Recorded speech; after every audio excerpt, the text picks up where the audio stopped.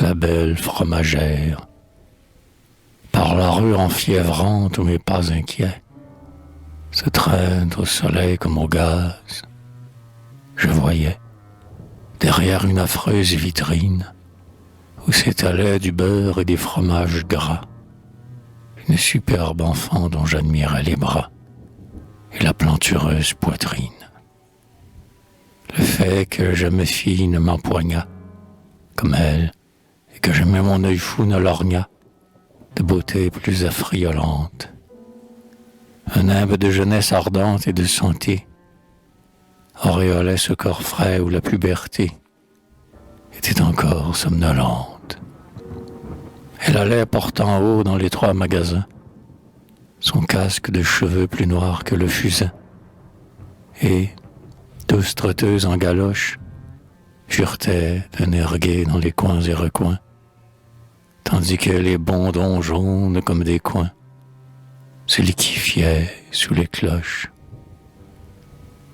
Armée d'un petit fil de laiton, ses doigts vifs détaillaient prestement des beurres maladifs à des acheteuses blafardes, des beurres qu'on savait d'un rance capiteux et qui suaient l'horreur dans leur linge piteux, comme un affamé dans ses hardes.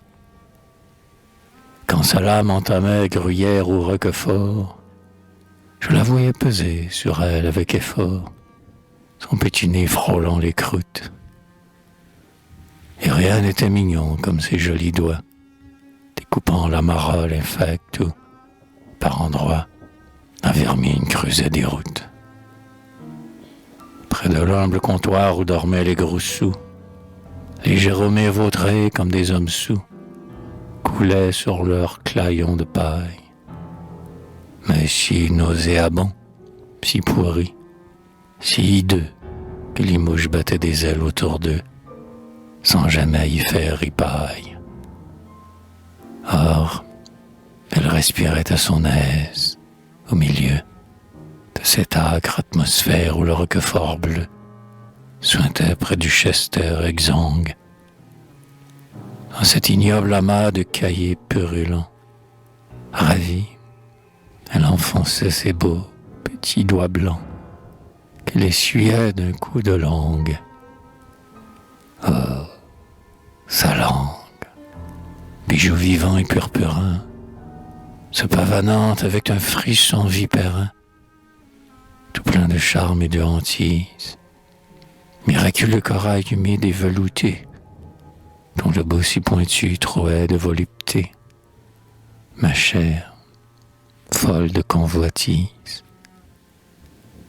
Donc, cette fromagère exquise, je l'aimais au point d'en rêver le viol, mais je me disais que ces miasmes, à la longue, devaient imprégner ce beau corps, et le dégoût, comme un mystérieux record, traquait tous mes enthousiasmes. Et pourtant, chaque jour, privé à ses carreaux, mes deux yeux la buvaient. En vain des livaros soufflait une odeur pestilente. J'étais là, me grisant de sa vue, mais si fou, qu'en la voyant les mains dans le fromage mou, je la trouvais ensorcelante. À la fin, son aveu fleurit dans ses rougeurs, pour me dire « Je t'aime ». Avec ses yeux songeurs, elle eut tout un petit manège. Puis elle me sourit, ses jupons moins tombants découvrirent un jour des souliers à rubans et des bas blancs comme la neige. Elle aussi me voulait de tout son être.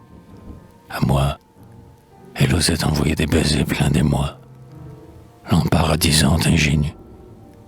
Si bien qu'après avoir longuement babillé, par un soir de printemps, je la déshabillai et vis sa beauté toute nue.